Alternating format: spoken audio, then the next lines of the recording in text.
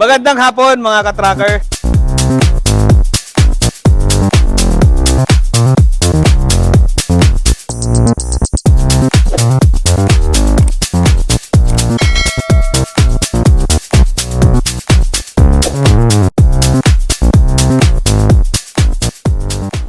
Babalik tayo ngayon ulit.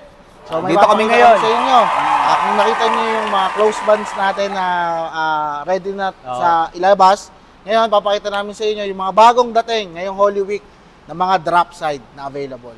Ito, kaninang umaga lang ito dumating. Pagkaputok ng araw, andito na sila kasi holiday tayo na napakahabang araw. So marami tayong mga orders na tumatawag o nagtatanong sa atin. Ito, available tong unit na to. Sa mga nagtatanong, ikaw na isusunod na magmamayari na to. Sino kaya? At sino kaya mapapakita natin na magmamayari? Bagay na bagay ito sa mga probinsya, yung mga nagbi-business ng mga palay, bigas, mais, mga ganyan, feeds. Aluminum drop side, 14 feet, 6 stud, muelye, harap at likod. Yun. Saan ka pa, di ba? Ito na yung naghahanap ng molye, harap likod. Ito na mga boss. Hinihintay nyo. 1 feet lang yung kanyang height. Ito. 1 foot, 1 foot. 1 foot, 1 foot lang yung kanyang height. Yan. Nakita nyo naman yung backboard natin. Steel. Tapos steel flooring, original. Aluminum sidings. Di ba? O, mayroon pang Side grill. Yan. Mayroon pang toolbox. O, ang laki na pa ng toolbox. FYI lang mga ka-tracker. As is pa to ha. Oo. As is pa tong unit na to. So hindi pa to fully recalled. Kontas mo.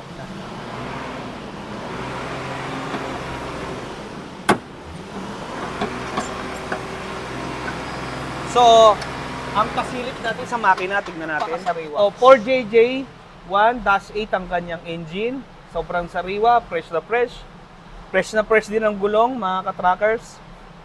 So, muelye ang harapan nito at saka likuran. 4JJ1, bihira po yan. Ang muelye ang unahan at saka likuran. At saka yung pa rin ang mga warranty seal natin, andyan dyan pa rin siya. Nakita nyo naman, no? Mga ka-trackers. Yan.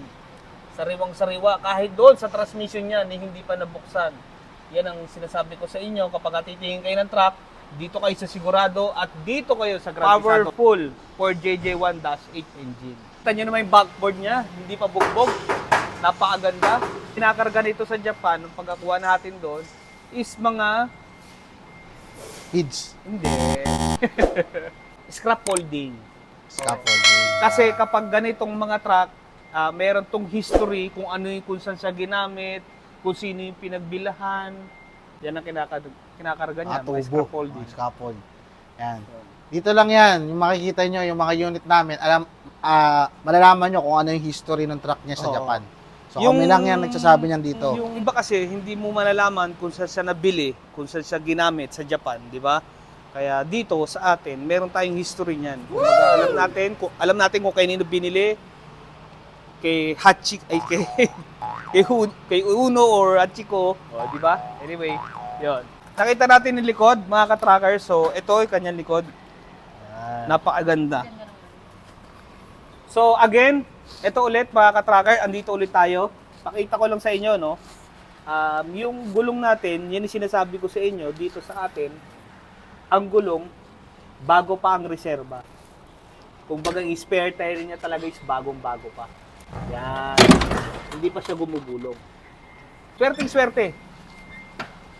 Sobrang swerte ang makakakuha ng truck na to. Kaya kung ano pa mga hinahanap niyo mga ka-tracker, nandito lang lahat sa atin yan. Kung baga dito, mamimili ka, sobrang dami mo mapipili. So marami ka rin matututunan sa amin. Kapag nagtanong ka, sasagutin namin ng katotohanan. Mga may gustong itanong or about sa truck, sagutin namin yan para sa inyo. Para magkaroon din kayo ng mga knowledge pagdating sa mga unit, sa mga trucks.